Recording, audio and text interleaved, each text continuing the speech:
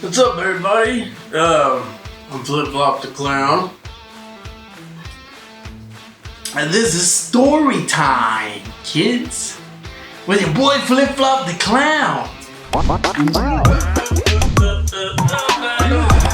Flop the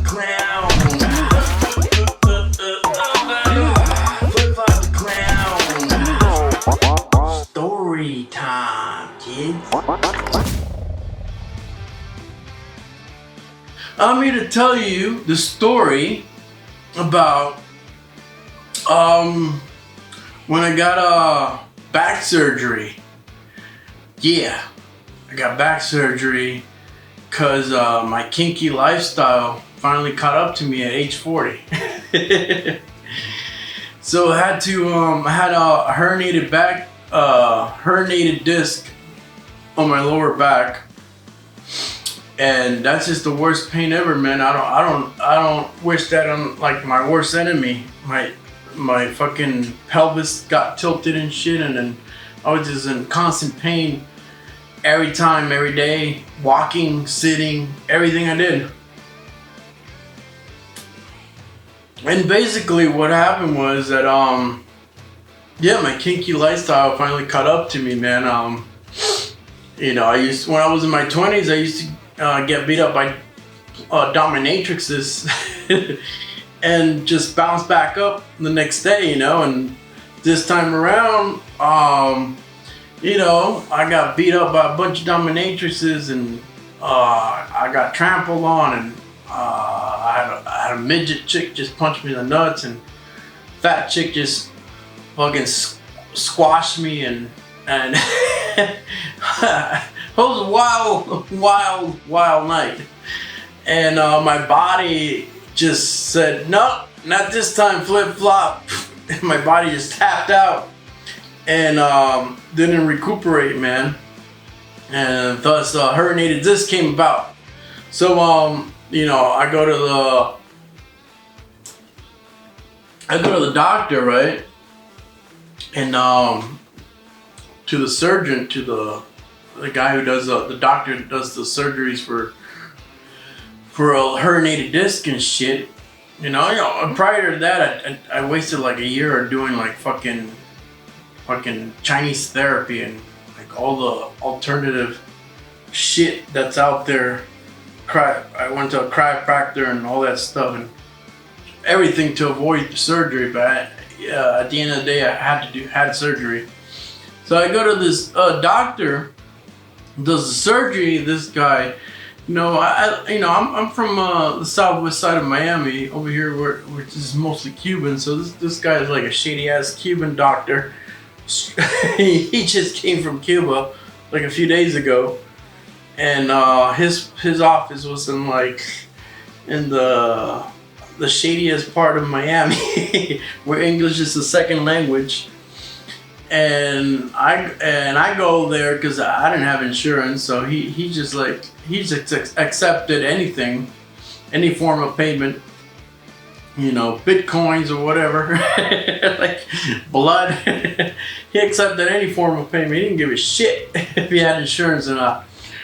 So I go there, man, because I needed surgery and I had no alternatives, right? And I had no insurance too. And the whole thing was in Spanish, obviously. And this guy, you know, he was bald. He just had like a little bit of hair on the side. He had like a little curl of hair on the front that he was styling and everything. He had like he was straight up Cuban, man. He was fake jewelry, watch, fake gold watch and shit like that, fake gold chain and shit. And with the chest hair popping out, and you know, I'm talking to this guy in Spanish and stuff, and this guy, you know, I walked in there with blonde hair and blonde and pink hair, pink, like I have blonde hair and pink on the edges and shit. And this guy he flat out asked me if I was a faggot. he straight up said, well, he said it in Spanish. He's like, oye, tú eres maricón. Which translates to, are you a faggot?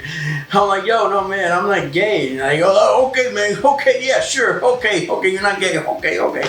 So this dude, man, this guy is like, thinking I'm gay. Like, you like, okay, you know, you got lower back, sir. You got lower back pain, and you're not butt fucking, and you're not gay. Okay. So I'm like, no, dude, I'm not gay, man. Like, you know, I just woke up like this. I told him I just woke up like this. Like, okay, you woke up like this. Okay, no one butt fucked you. You just woke up like this with lower back pain. Okay, you're not gay with that hair. Okay. Like, dude, man, you know, I'm not gonna tell him I had, you know, a little kinky shit I'm into, you know. But I probably should have, because he just assumed I was fucking gay. So you know. And then he's like telling me he's gonna inject me with some stuff to see if that could help to avoid surgery, right? He's gonna inject my nerves and shit to like fucking so it could fucking, I don't know, like heal my nerves and shit. I don't know.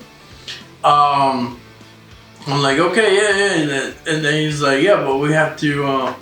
We have to do like test your blood pressure and see how you're doing and see if your blood pressure is good before I can inject you with this shit. And you know, again, the whole conversation's in Spanish, so I'm trying my best to translate here. So anyway, so I had high blood pressure, and then I'm like, yo, dude, I had a bunch of Cuban coffee coming over here. I didn't know I had to do these exams, you know? He's like, well, maybe, you know, if you go outside and you look at my hot receptionist that I have out there, you will calm down, man. I'm like, how the fuck is that gonna calm me down? You know? Well, at least I know you're not gay if you look at her. I'm like, yo, dude, I'm not gay, bro. He wouldn't stop about the whole thing, you know? And yeah, I checked out the hot receptionist. She was pretty hot, man, but that didn't help me calm down. It just got me more excited. But you know, I eventually got the injections and shit, and that didn't help, and I had to eventually get surgery, right? And I'm there. I remember I was there in the hospital doing the surgery and stuff. And then it turns out that he wasn't even the surgeon. He was the assistant surgeon. Like, he was like a surgeon in practice. He wasn't even a doctor. He was a doctor in Cuba. This guy was shady as fuck.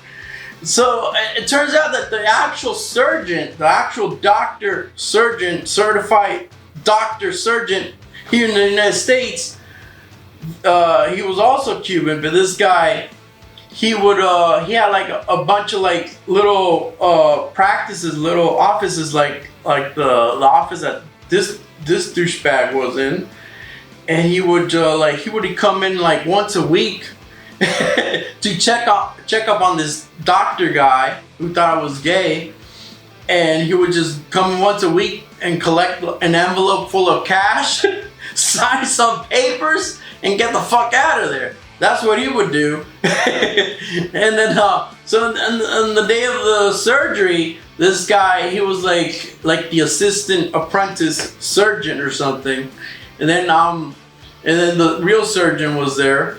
And you know, and by the time the real surgeon comes around and stuff, and you know, I'm like sitting in the table and shit where they're gonna operate me. I'm on morphine and all these like fucking drugs, and the surgeon's talking to me and asking me what's going on or what's the problem, and you know, and this other douchebag Cuban doctor's next to him, standing next to him, and I'm trying to like explain to him what's going on, but like I'm like on cloud 9 on my morphine, and they're looking at the paperwork, and then I see this motherfucker just like goes like this to the doctor, And in Spanish, he says, "This guy's the faggot." Like, I'm like, "Motherfucker, that guy!" And then I just knock out. Like, and the doctor's like, "Oh, he's the guy." Like, yeah, he got butt fucked. Like, whoa, really? And I knock out. You know, that morphine kicked in and shit. And you know, I wake up and I'm like screaming, "I'm not gay! I'm not gay!" The surgery's already done. You know, the nurse lady, she's like confused. She doesn't know what the fuck's going on. You know, I'm screaming in Spanish, "No soy maricón!" That means I'm not a faggot. The nurse lady's like confused. And yeah, man, that was a trip, man. And yeah, I had therapy for like a year and stuff, and I'm doing a lot better now. And yeah, I don't wish that on my worst enemy. It's the worst pain ever.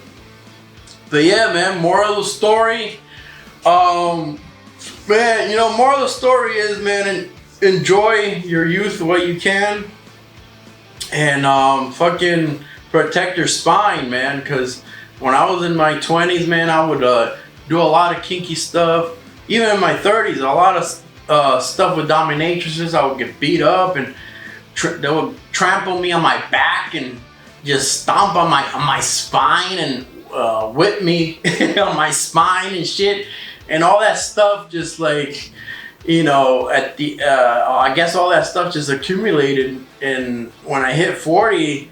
My body's like, flip flop, we can't take this shit anymore, and it's just collapsed on me, man. So try to you know, have fun when you were young and stuff, but you know, try to protect your spine, and so you won't have these problems when you're in your 40s and over, man. Because once you're in your 40s and over, man, your body just, it's not the same. It's not gonna bounce back up like it used to when you're in your 20s. So hope that's the moral of the story. Take care. Goodbye. I love ya.